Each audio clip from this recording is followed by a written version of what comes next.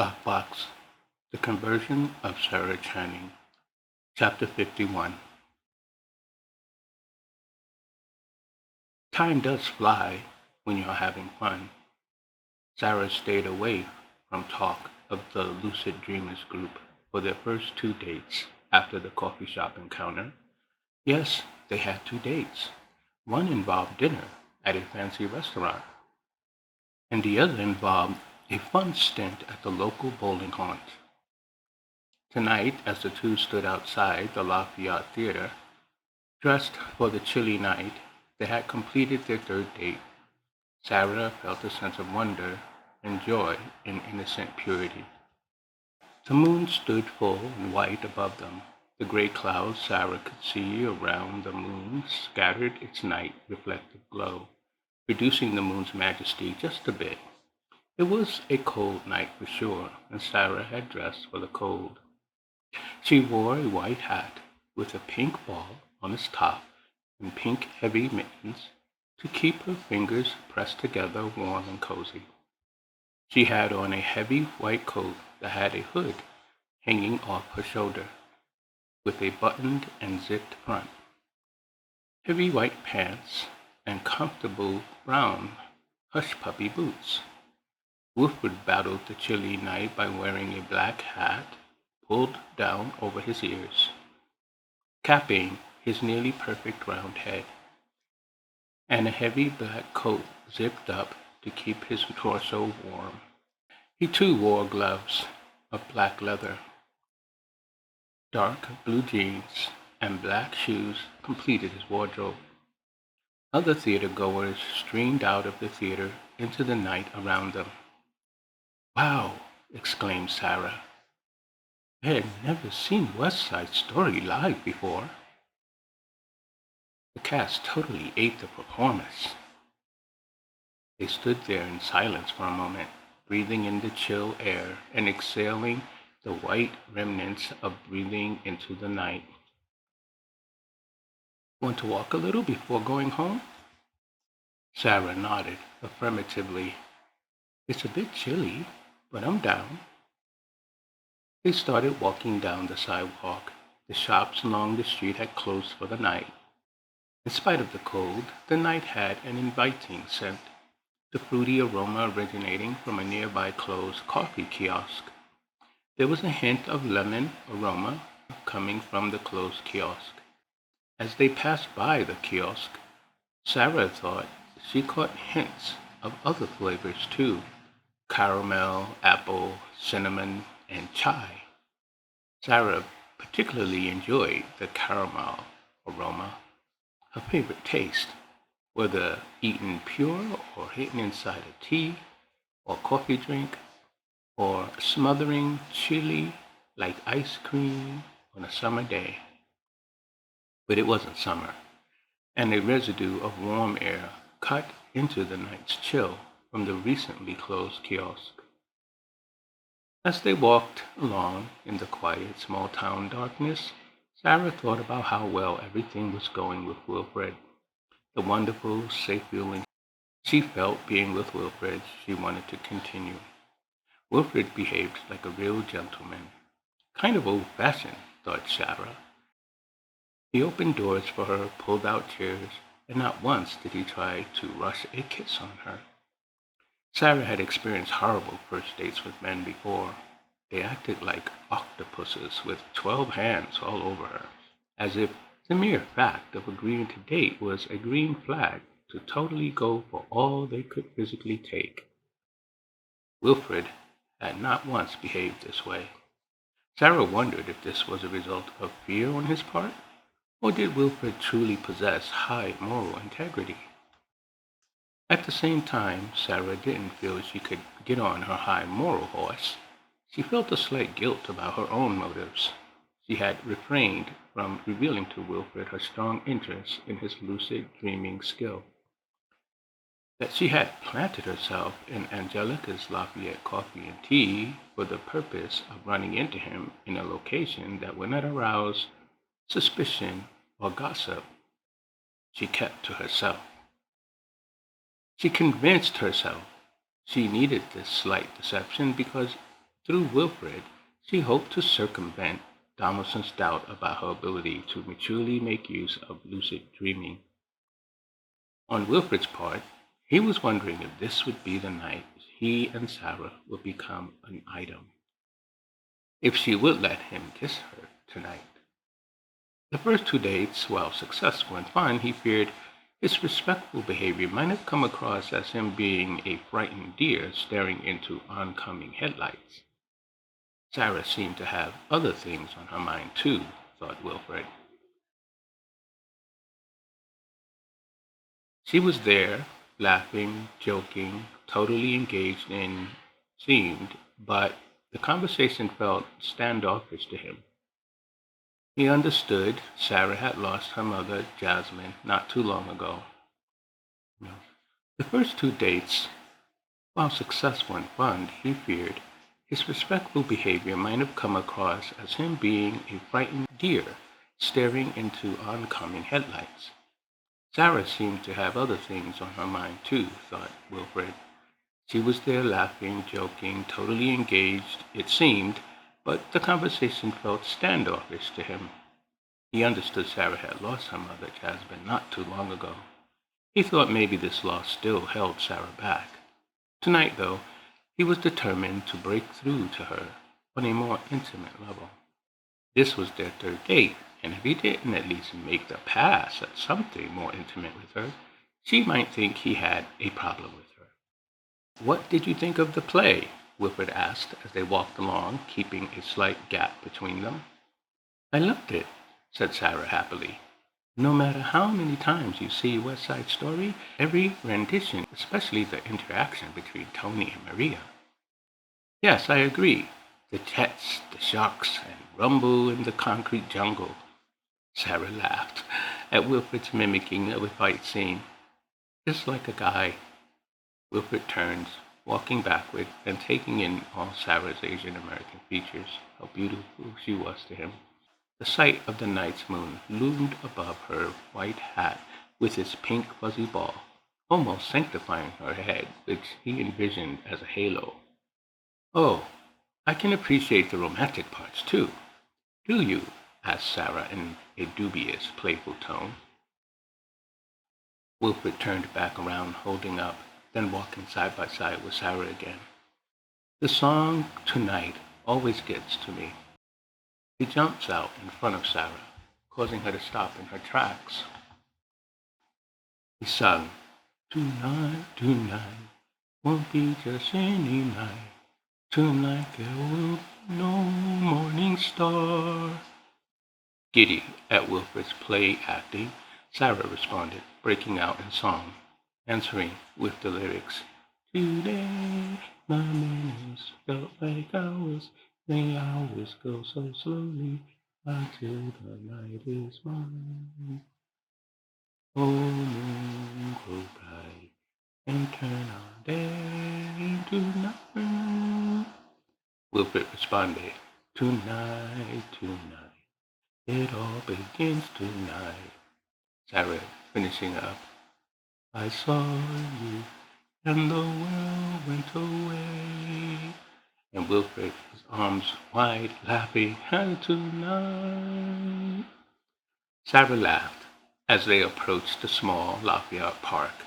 No light shone there except the moon above, creating intricate shadows from the children's swings, slides, and animal rides. Sara gestured in that direction. "Let's sit."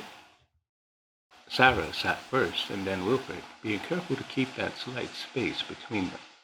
He asked her in a soft voice, "Why do you think West Side Story has lived on for so long as a favorite to almost every generation?"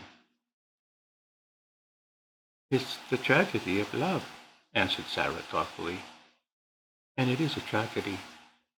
"Why do you say that?" "Because it can't last. It never lasts. Almost every relationship begins with an illusion." "What illusion is that?" Wilfred could feel the sadness in Sara's voice. "That we don't have to move on, change, develop into something different. We think in terms of winning love or being the loser in love. We are broken. She paused, looking up at the scattered moonlight. But it is romantic to imagine a human love lasting forever, however illusory. I suppose that is the attraction, right? It's what makes it romantic. Wilfred sat silently, pondering Sarah's desperate cynicism. Can I hold your hand? He asked the question reflexively, not really thinking. He just needed to break the touching barrier. Sarah looked over into Wilfred's brown eyes. She thought she might have frowned at his question. Why don't you just take my hand? She asked him in her thoughts. But you asked permission. How odd. She asked silently within because she believed she wasn't there to fall in love. Or had she already fallen in love at first sight in the library and had a self-imposed requirement to keep her feelings at bay? And in addition, this was her own ruse to effectuate uncontrollable desire in Wilfred? She didn't fully trust that her feelings dictate her actions. She thought, sure, she responded strategically. You can hold my hand. Slowly, Wilfred's hand took hers. Gently, he cradled Sarah's hand in his. As they looked into each other's eyes, he felt the natural bond between them as reality. From the first day they met in the library, he had imagined nothing else as much. They were on their third date now, and as they sat there silently holding hands, Sarah moved closer to Wilfred. Wilfred responded, closing the gap between them until they sat touching, hip to hip, holding hands resting on their legs. Sarah broke their intimate silence. Tell me about your parents. Wilfred was relieved to have anything to talk about at this point. My mom, she teaches in public schools. She's of Irish descent. My dad hails from Africa, from which ethnic group is lost in the midst of time and deliberate dehumanization. He is a descendant of American slaves who were taken and brought here in the late 1700s.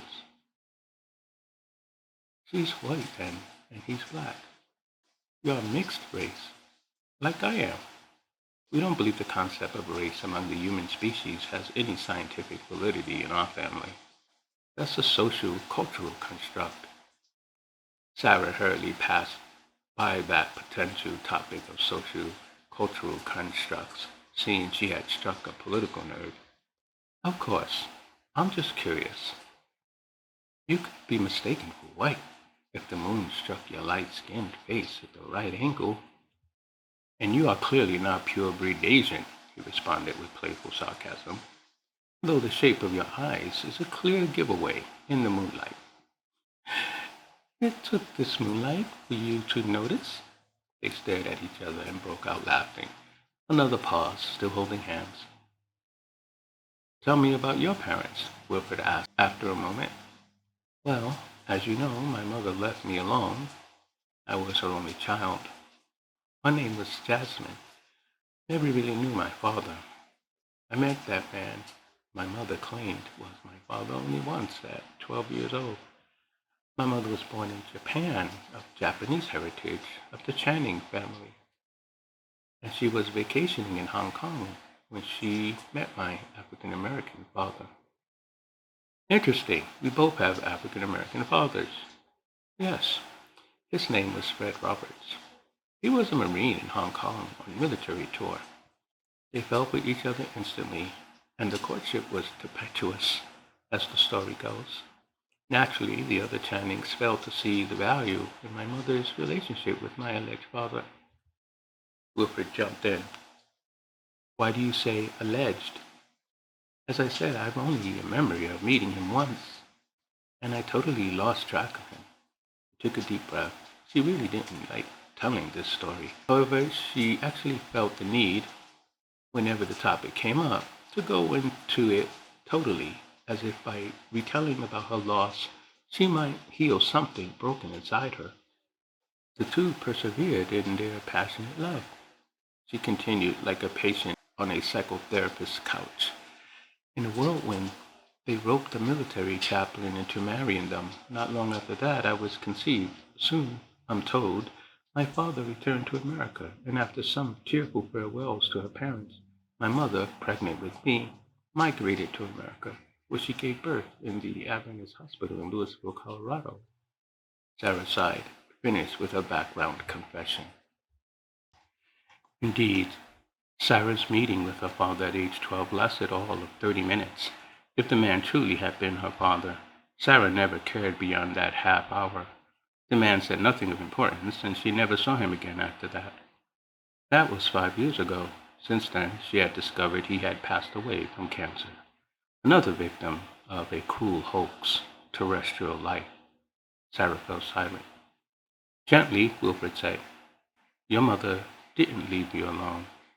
"Oh," responded Sarah, "I am alone. She died." "You know what she left me?" Wilfred shook his head.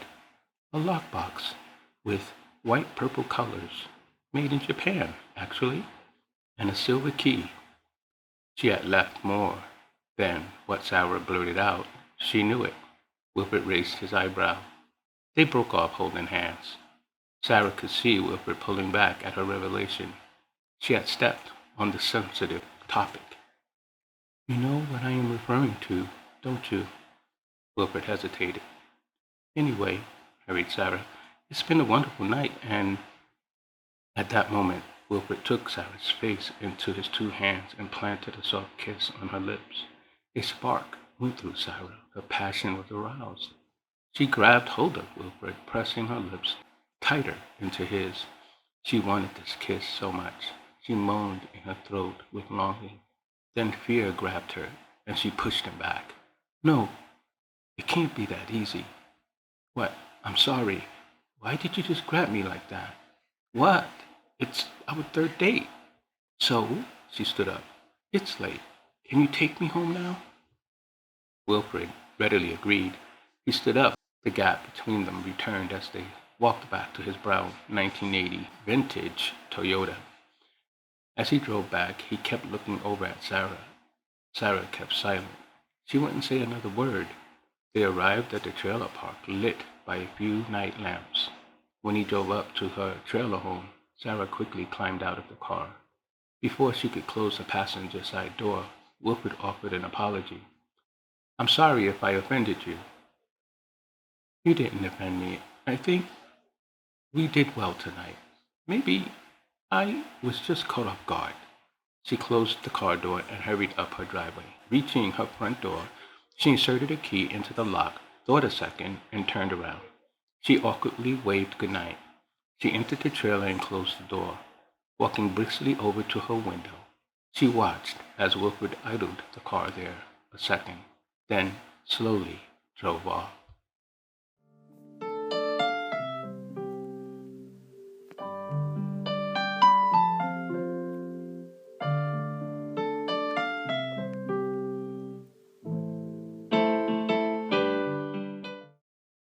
Lockbox, the conversion of Sara Channing.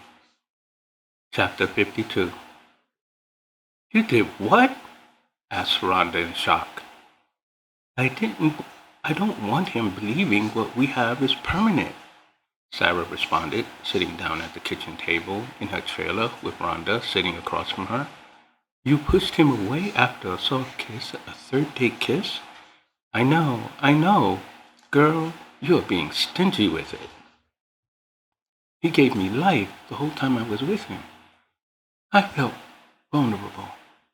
"Oh yeah," answered Rhonda sarcastically. "That's usually how love works. Feeling vulnerable is necessary." Sarah sighed, sipped her salted caramel tea.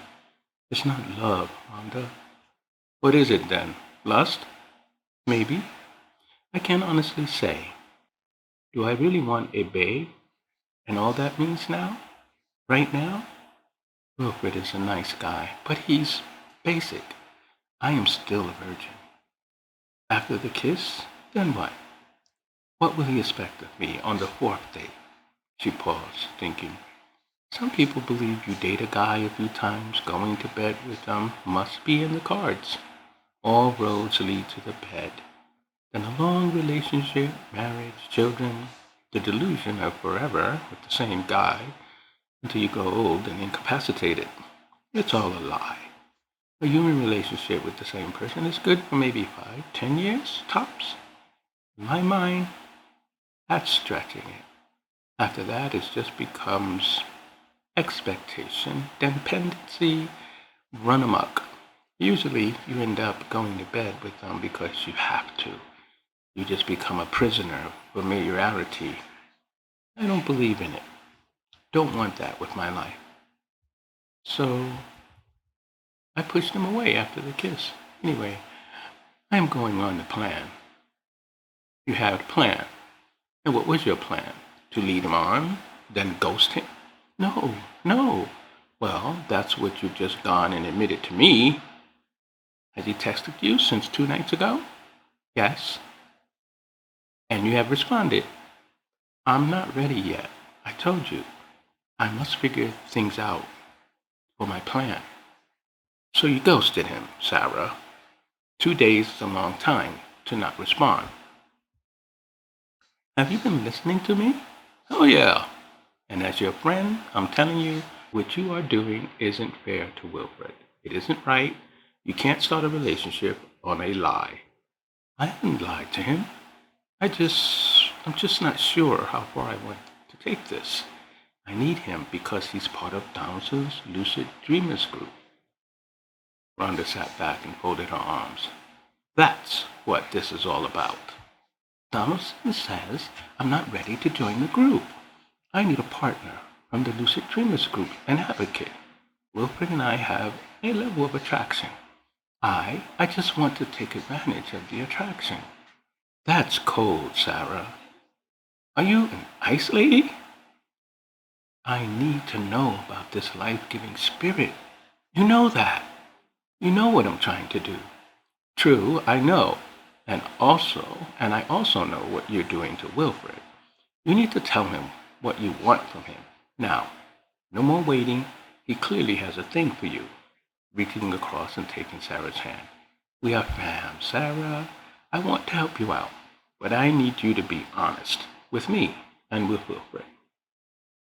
I intended to bring my plan up to him at the right moment, admitted Sara. This is the right moment, asserted Rhonda emphatically.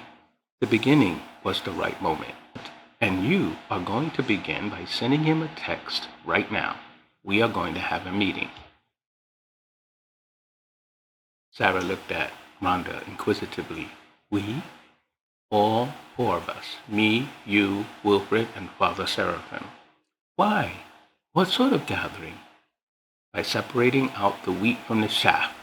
I am going to help you preserve your love at first sight before your paid task corrupts what you and Wilfred have been blessed with.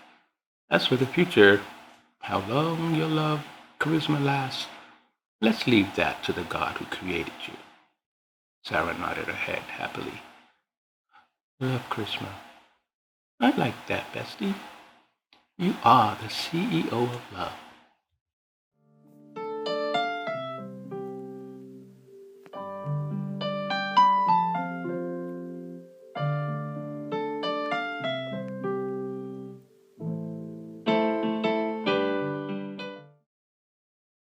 Lockbox, The Conversion of Sara Channing.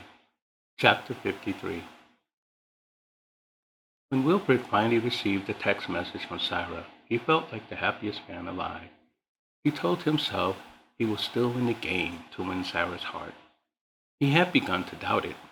Her behavior after the kiss perplexed him. She had ghosted him for 2 days thereafter. Now she texted him. Can we meet? She texted again. I invite you to a meeting of 4. He replied, a meeting of 4? She texted back. Everything will be explained when you get here. Are you free to come to my place tomorrow? He replied with clarity, absolutely. He had no intention of hesitating or casting doubt. The next day came, and Sara saw him drive up and park on the street outside her trailer. She looked at Rhonda and Father Seraphim sitting in the living room. He's coming, she said nervously. Sarah hurried across the living room and opened the front door before he could arrive to knock. She watched Wilfred get out of his vintage brown Toyota, wearing a bright blue coat to his waist and light brown jeans. He was wearing brown hush-puppy shoes. Sarah held the door wide open, smiling broadly as Wilfred stepped over the threshold into the trailer. She had dressed modestly this day, with a green tank top and black skirt with comfortable open-toe sandals. She greeted him with a gentle hug, not too tight, not too long. Her body kept jackknife to prevent a full-body press. She quickly moved back. "Welcome," she said, very stoically. "Come in." She closed the door behind Wilfred as he made his way further in. Wilfred finally saw the two other guests sitting on the couch. Each had a cup of tea with a TV dinner tray in front of them. Father Seraphim he recognized instantly, in his traditional black suit and white-collared priestly uniform. The young girl on the other end of the black couch he hadn't seen before. She sat elegantly, he thought. She wore tightly fitted jeans and a pink button-down sweater, unbuttoned at the top, so that just a hint of the fold of her breast was noticeable. She had that Hispanic look, which Wilfred immediately recognized. Her Spanish complexion shined beneath its makeup, and her red lipstick was bright enough to be noticed, but not too much, from over-application. She wore her brown hair in a ponytail, and the tail was flung over her shoulder. Sarah came up to him. "This is my best friend, Rhonda." She gestured toward her. Sarah could see his look, and he approved of Rhonda's appearance. "She reminds me of Maria from West Side Story, don't you think?" Harkening back to their fun singing tonight on their theater night out. Wilfred considered that comparison for a second and replied, "I was actually thinking more like Anita." Rhonda laughed and sang, "Anita's gonna get her kicks tonight." She stood up and shook hands with Wilfred. "Nice to meet you. At last." "It's a pleasure to meet Sarah's best friend." "That's what I'm told," Rhonda chuckled. She bent toward his ear as if speaking in secret. "I think Sarah just flatters me." Sarah put her hand on her hips. "I'm not an idle flatterer." She turned in her attention to Father Seraphim. "And this is—" Father Seraphim stood up. "Wilfred," he interjected, "God bless you. Good to see you." "Father, surprising to see you here." Wilfred took the father's hand, which Father Seraphim gently offered, and he kissed the ring finger, the traditional gesture when an Orthodox Christian meets his priest. In Father Seraphim's case, he was Wilfred's instructor priest at Boulder University. When Sarah told me she wanted me to attend a meeting of 4, I was quite curious to know who might be among the other two. "Sarah, Father here is my confessor priest." "Confessor priest? What's that?" asked Sarah, surprised. "You know each other?" Father Seraphim explained.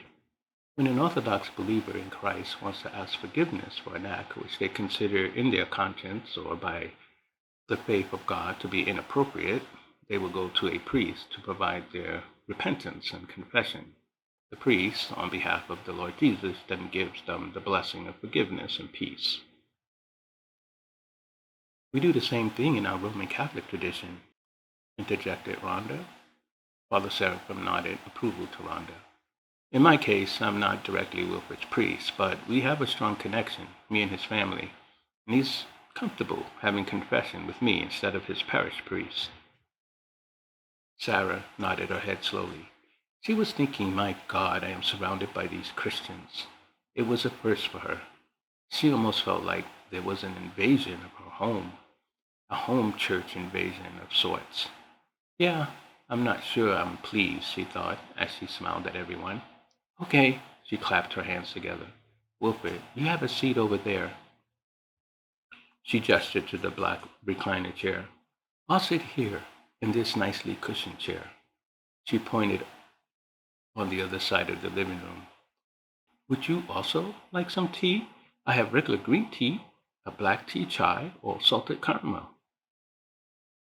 Father Seraphim and Rhonda have a tea, and I suppose I'll make it a threesome. He took off his coat, draped it over the back of the chair, and sat down. Father Seraphim and Rhonda sat down too. Sara disappeared into the kitchen. Wilfred looked to Rhonda, then back to Father Seraphim. He felt awkward. He whispered to them, "What's going on?" Father Seraphim answered, "You've been summoned to a kind of conclave of truth." "A conclave of truth?" Wilfred shook his head. "I don't understand." Rhonda offered emphatically, "You are a member of the Lucid Dreamers group, aren't you?" It wasn't a question. Father Seraphim finished her thought. "Sara has lucid dreams, too." Wilfred sat back, stunned. Sara gave him no hint of this about herself. He would not have suspected this would be the purpose of their meeting. All the while, some other reason had crowded his mind.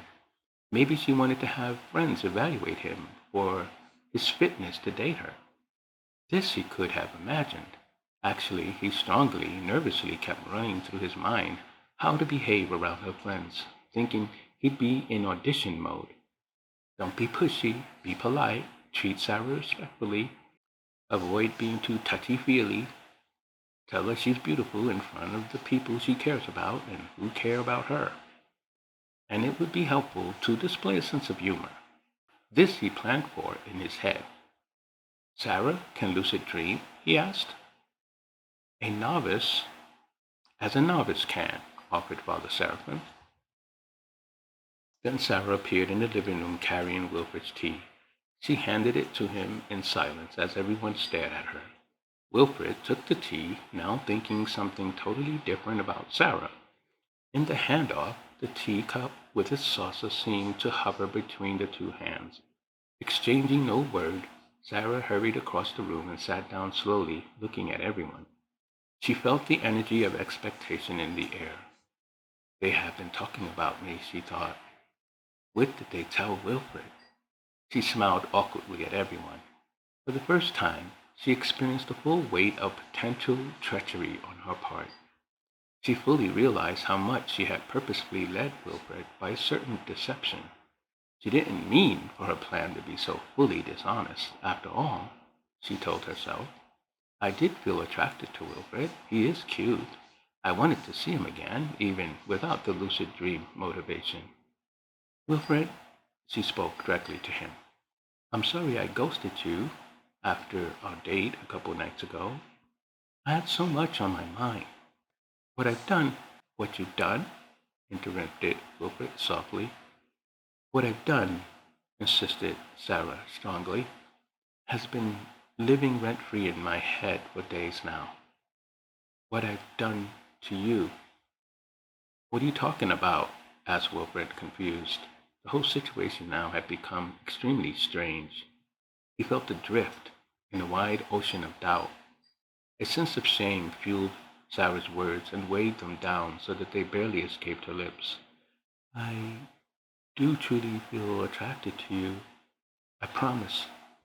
Wilfred considered Sara for a moment. He glanced over at Father Seraphim, who nodded at him knowingly. He then looked back at Sara. "You want to know about our Lucid Dreamers group?" "More than know about it," interjected Rhonda, breaking the heavy emotive atmosphere. "She needs you to help her because Donaldson won't let her join the Lucid Dreamers group." "Donaldson believes she is not ready to join the group," added Father Seraphim. Wilfred looked at Sara. Disappointment clouded his visage. "Why didn't you tell me from the jump?" "I failed to see the connection," answered Sara desperately. "You failed to see the connection? How could you not?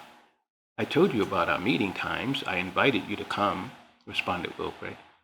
"All this time," he shook his head, You weren't interested in me?" "That's not true. I would have told you. The topic would have come up." "When, Sara?" Rhonda came to her friend's defense. Now. Now is the answer to when. Sometimes desire is blind to all its motivations. Sara came to me. She told me about you and how much she felt like she had a connection with you. As she told me more, I saw this potential to derail what was building between you two. It might confuse her true feelings. As her friend, I decided when she'd tell you, and that's now. I think she should be forgiven, not condemned. Father Seraphim said, in fallen human nature, complete honesty is quite difficult. Wilfred looked at Sara silently. He wasn't really angry with Sara, just disappointed.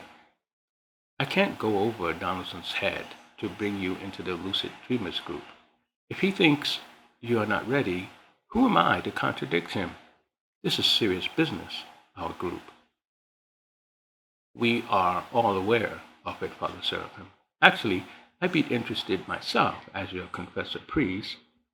You have never told me about your participation in the group. Why is that? Father, we, all the members of the group, have given a pledge of secrecy. New members have to be agreed upon unanimously. You don't get to just walk in. But you invited me yourself, interrupted Sara. Her shame had lifted. Now that the truth was out in the open, Sara felt liberated. You gave me the piece of paper with the time and date. Yes. Wilfred stood up, placed his tea cup on Rhonda's TV dinner tray. He started to pace. That was foolish of me. I realized afterward I had been driven by my wish to see you again. When you failed to show up that week, you have no idea how relieved I felt. I was afraid. It looks like dishonesty comes in all forms, offered Rhonda. I wasn't being dishonest, shouted Wilfred. He turned to leave. I have to go. Sara stood up. No, please. Wilfred hesitated, staring into Sara's dark eyes. He felt the longing which had lingered in him all these many days leap into his throat. He hardly could get the word out. Why? Because my mother was a part of your group. You knew her. You know what she experienced. Everyone in this group probably knows more about my mother's inner thoughts than I do. Know about what killed my mother better than I. She moved closer to him. I have a right to know. Wilfred shook his head. I can't be part of this. Why not? Seraphim called over to him. You have the knowledge she needs to find faith. Find faith? Wilfred looked over at the priest. She's an unbeliever. You can help her find the same answers her mother found. That made Jasmine come to know the Lord, as the Lord is known, continued Father Seraphim. I lost the life-giving spirit in the garden paradise, Sara said, gripping Wilfred's arm. You know about this, yes? That happened to my mother, too. How did she get it back? Can you help me understand what happened to her? Wilfred gently sighed. Confusion and uncertainty clouded his desire for Sara. She looked so precious and his eyes so desired. He wanted her now more than anything. He longed to grab her, pull her to him, and feel her lips again. If only he could tell her this. But now everything had been turned on its head. The motivation for self-protection grew stronger in him. He could be hurt by her. She wanted him to go against Donaldson, the most powerful dreamer among them. She wanted something from him that broke the rules of the Lucid Dreamers group. This news is extra, he said at last. It's too much to take in all at once. He paused. Lucid dreamers are conscious of their state of consciousness. They can control what happens. Sara nodded excitedly. I can, and I do. That answer halted Wilfred. But do you realize your lucid dream may be a total alternate reality to mine? You know all about my mother, pleaded Sara as she stared into his eyes. You know about her journey. I am sworn to secrecy. Rhonda stood up. She's not asking you to betray the secrecy pledge of your group. She's asking you to help her to reach a level of ability so that Donaldson will admit her to the group. I don't know. He took Sara and held her by both of his hands. Do you realize how dangerous lucid dreaming can be? How dangerous Donaldson could be? He thought. But he didn't reveal his fear about the man who became their group leader. One misstep, one miscalculation, You could be lost in the void of a dream forever. The lucid dreamers group is our protection. He dropped his hands and looked at the three as they stared at him. I am thankful for everyone's honesty. I must give this some thought. We get it, agreed Rhonda. You're not amped by what you have discovered here. Yeah, no cap. He put on his coat. I need to go. I must think this through. He moved over to Sara. Impulsively, he hugged her. Sara returned Wilfred's hug.